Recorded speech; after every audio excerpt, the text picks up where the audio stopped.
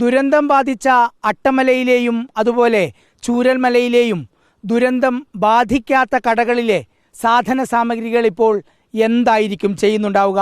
അതിനുള്ള ഉത്തരമാണ് ഈ ദൃശ്യം. ഇവർ ഗ്ലാസ് ബ്രിഡ്ജിനടുത്ത് ഒരു കട നടത്തുന്നവരാണ്. ഇതുപോലുള്ള കുറേ സാധനങ്ങൾ അവിടെയുണ്ട്.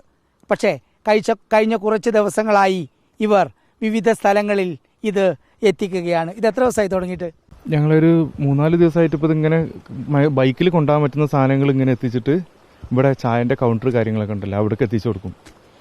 ഇവിടെ ഈ പൊട്ടുന്നതിൻ്റെ മുമ്പ് ഞങ്ങൾ ബൈക്ക് മാത്രമേ ഉള്ളൂ ഇപ്പുറം, ബാക്കി ജീപ്പും കാര്യങ്ങളൊക്കെ അപ്പുറത്തായി പോയി. അപ്പോൾ ഈ ബൈക്ക് കൊണ്ട് വരും, കയ്യിൽ നിന്ന് എടുക്കും, അങ്ങനെ കൊണ്ടുപോയിട്ട് കൊടുക്കുക.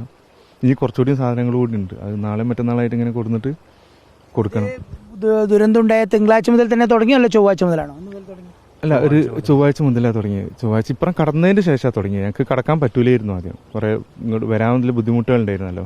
ഈ റോഡ് നന്നാക്കിയതിൻ്റെ ശേഷം പിന്നെ അങ്ങനെ ബൈക്ക് എടുത്തിട്ട് വരും, നമ്മളെ ചായ കൗണ്ടർ ഉണ്ട്, അവിടെ കൊണ്ടുപോയി കൊടുക്കും. നിറയെ സാധനങ്ങളുണ്ടോ? അത്യാവശ്യം നല്ല സാധനങ്ങൾ ഉണ്ടായിരുന്നു. അത് നമ്മളെ ഷോപ്പ് ഗ്ലാസ് ബ്രിഡ്ജിൻ്റെ ഷോപ്പായിരുന്നു. അപ്പോൾ അത്യാവശ്യം സ്റ്റോക്ക് ഉണ്ടായിരുന്നു. ഇനി കുറച്ചുകൂടി ഉണ്ട്, കൂടി ഇങ്ങനെ ഒരു ദിവസം 1-2 ട്രിപ്പൊക്കെ ആയിട്ട് ഇങ്ങനെ കൊടുക്കുക. നശിച്ചു പോകേണ്ടല്ലോ അല്ലേ? നശിച്ചു പോകേണ്ട, അത് ആർക്കെങ്കിലും ഉപകാരപ്പെടുകയാണെങ്കിൽ നമ്മൾക്ക് വേണ്ടിയിട്ട് സേവനം ചെയ്യാൻ ഒരുപാട് ആളുകൾ പുറത്തു നിന്നൊക്കെ വരുന്നുണ്ടല്ലോ. അപ്പോൾ അവർക്ക് ഒരു നേരത്തെ ചായക്ക് ഒരു കടി എന്നുള്ള ഉദ്ദേശത്തിലാണ് ഇപ്പോൾ. അപ്പോൾ നമ്മൾ ഈ പറഞ്ഞതുപോലെ ഈ ബൈക്കാണ്, അപ്പോൾ ബൈക്കിൽ കൊണ്ടുപോകാൻ പറ്റുന്ന മാക്സിമം സാധനങ്ങൾ ഞങ്ങൾ കൊണ്ടുപോവുകയാണ്. ഇനി ഇന്ന് കൊണ്ടുപോയി നാളെയും കൊണ്ടുപോകും. അപ്പോൾ അവിടെ ഞങ്ങളെ കട ഇനി ഓപ്പൺ ആക്കാൻ പറ്റുമെന്നൊന്നും ഞങ്ങൾക്ക് അറിയില്ല. അപ്പോൾ അതിനെക്കുറിച്ച് ചിന്തിക്കുന്നില്ല, കാരണം ഞങ്ങളെ ഉറ്റവരും ഉടയവരൊക്കെ മണ്ണിനടിയിൽ കുറേ പോയി, ഞങ്ങളെ ഗ്രാമം തന്നെ ഒലിച്ചു പോയി. അപ്പോൾ അതിനിടയിൽ ഞങ്ങളെ കൊണ്ട് പറ്റുന്ന കാര്യങ്ങൾ നമ്മൾ ചെയ്യാന്ന്. അപ്പം നിങ്ങൾക്കറിയാവുന്ന ഒരുപാട് കടക്കാർ ഇങ്ങനെ ചെയ്യുന്നുണ്ടോ സുഹൃത്തുക്കളെ? ഇവിടെ ഇതിൻ്റെ പാലത്തിന് ഇപ്പുറത്ത് പിന്നെ ഞങ്ങൾ പോലത്തെ ഈ ഒരു കട തന്നെ ഉള്ളൂ. അപ്പോൾ ഞങ്ങളിത് അങ്ങോട്ട് എത്തിക്കുക. അങ്ങനെ പിന്നെ ചൂരൽമല ടൗണിൽ ഞങ്ങളെ സ്ഥാപനങ്ങൾ, പക്ഷെ അതൊന്നും തുറക്കാൻ പറ്റാത്ത അവസ്ഥ, ചളിയൊക്കെ കയറിയിട്ട് അതൊക്കെ ഓൾറെഡി നശിച്ചു പോയി.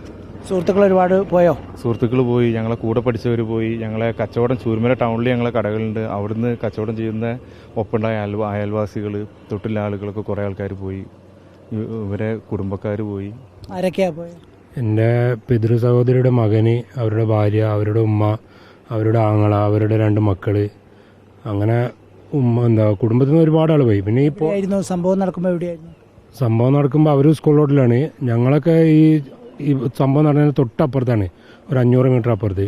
സംഭവം നടന്ന ഉടനെ ഞങ്ങളിവിടെ എത്തിയിട്ടുണ്ട്. അതുകൊണ്ട് വലിയ ബുദ്ധിമുട്ടില്ലാതെ അല്ലേ? ഞങ്ങൾ തൊട്ടപ്പുറത്ത് പെട്ടുന്നുള്ളൂ, പക്ഷെ ഞങ്ങളെല്ലാം കിടക്കുന്നത് ഇപ്പുറത്താണ്.